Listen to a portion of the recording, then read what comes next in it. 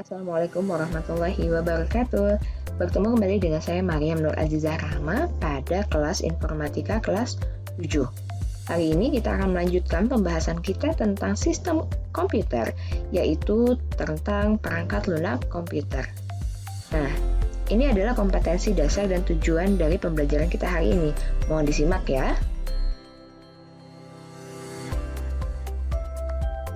Apa sih sebetulnya itu perangkat lunak atau software?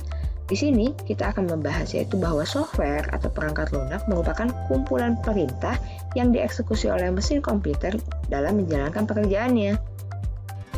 Software juga disebut sebagai penghubung antara pengguna dengan hardware, sehingga dapat melakukan suatu perintah tertentu dan dapat menjalankan perintah apapun dari si user.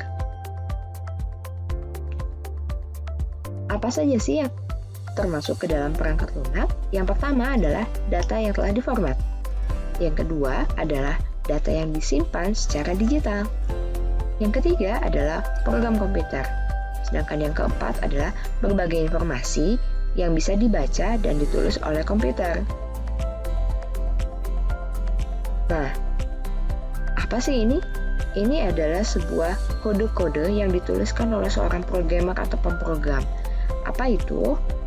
Kode-kode tersebut dituliskan untuk membuat sebuah perangkat lunak, karena dalam pembuatan perangkat lunak itu memerlukan sebuah bahasa pemrograman yang ditulis oleh seorang pemrogram. Untuk selanjutnya, kemudian dikompilasi dengan menggunakan aplikasi compiler sehingga menjadi kode yang bisa dikenali oleh mesin hardware. Kita harus mencari tahu apa sih sebetulnya fungsi dari perangkat lunak itu sendiri. Yang pertama, perangkat lunak atau software menyediakan fungsi dasar untuk kebutuhan komputer.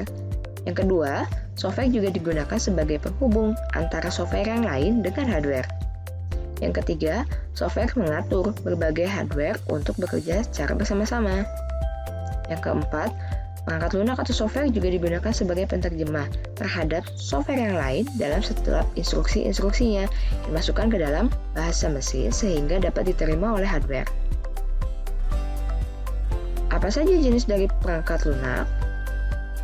Yang pertama adalah perangkat lunak sistem operasi atau operating system. Yang kedua, perangkat lunak bahasa pemrograman atau language software. Yang ketiga adalah perangkat lunak paket atau package software.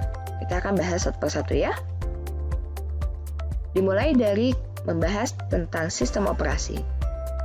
Sistem operasi pada umumnya memiliki fungsi sebagai program yang ditulis untuk mengatur, mengendalikan, dan mengkoordinasikan kegiatan sistem komputer. Di sini kita mengenal 4 contoh dari sistem operasi. Yang pertama adalah Windows, yang kemudian Macintosh, Android, dan Linux. Sedangkan fungsi dari sistem operasi sendiri memiliki spesifikasi seperti ini. Yang pertama, sistem operasi itu berfungsi untuk menjalankan operasi dasar komputer, bagaimana mengatur memori, memproses data, menyimpan data, dan fungsi dasar komputer lainnya. Yang kedua, sistem operasi berfungsi untuk mengatur hardware, yaitu menyambungkan perangkat keras dengan perangkat lunak agar mampu bekerja dengan baik. Sistem operasi juga mengatur berbagai macam aplikasi. Seluruh aplikasi yang ada di dalam komputer memang tersimpan dalam memori penyimpanan. Tapi, perlu diketahui bahwa semua aplikasi tersebut ada dalam sebuah sistem operasi. Yang selanjutnya adalah sistem operasi juga berfungsi untuk mengkoordinasikan perangkat-perangkat komputer. Mengkoordinasikan semua hal yang ada di dalam komputer dalam hal untuk menyusun program yang dimilikinya sampai walaupun sifatnya kompleks menjadi sifat yang lebih berurutan. Kita akan membahas salah satunya yaitu Windows. Ini adalah seri Windows yang kita ketahui atau kita gunakan hingga saat ini. Nah, Windows sendiri merupakan salah satu software sistem operasi yang dikeluarkan oleh perusahaan Microsoft. Windows merupakan sebuah sistem operasi yang bertugas untuk melakukan kontrol, mengelola hardware, serta operasi-operasi dasar yang terdapat dalam sebuah sistem komputer. Yang kedua adalah Linux. Linux ini merupakan sistem operasi yang menggunakan kernel Linux. Apa sih itu kernel? Kernel sendiri merupakan bagian terkecil dari sistem operasi yang bertugas untuk melakukan manajemen CPU, memori, dan perangkat-perangkat tambahan lainnya. Linux ini juga bersifat open source, artinya kode-kode pada sumber Linux dapat digunakan, dimodifikasi, dan didistribusikan secara bebas dan gratis oleh siapapun. Sistem operasi selanjutnya adalah Android. Android merupakan sistem operasi yang dirancang oleh Google, yang basisnya merupakan kernel Linux. Digunakan untuk mendukung kinerja sebuah perangkat elektronik layar sentuh seperti tablet ataupun smartphone. Jadi Android ini digunakan dengan mengoperasikan sentuhan, gesekan, ataupun ketukan pada layar gadget kita. Kelompok selanjutnya adalah perangkat lunak bahasa atau language software. Apa sih itu? Perangkat lunak ini merupakan program yang digunakan untuk menerjemahkan instruksi-instruksi yang ditulis dalam bahasa pemrograman ke dalam bahasa mesin yang dapat dimengerti oleh mesin itu sendiri. Contohnya adalah Visual Studio, C++, atau Delphi. Selanjutnya adalah perangkat lunak package atau package software. Perangkat lunak ini dibuat oleh software house yang berguna untuk menyelesaikan pekerjaan yang bersifatnya umum atau standar. Misalnya, di sini saya memiliki satu paketan perangkat lunak yaitu LibreOffice yang terdiri dari berbagai jenis software. Atau yang lebih familiar, kita menggunakan Microsoft Office yang di dalamnya terdapat juga berbagai perangkat lunak yang berada dalam satu paket khusus. Nah, selanjutnya kita akan membahas macam-macam dari perangkat lunak. Yang pertama adalah dikelompokkan berdasarkan sumbernya, yaitu closed source. Adalah software yang source kodenya tidak dibuka untuk umum, atau sang pemilik kode dapat membagi source kodenya melalui lisensi yang bisa berbayar maupun yang gratis. Yang kedua adalah open source. Adalah perangkat lunak di mana kode-kode programnya bersifat terbuka dan disediakan oleh pengembangnya secara umum. Agar apa?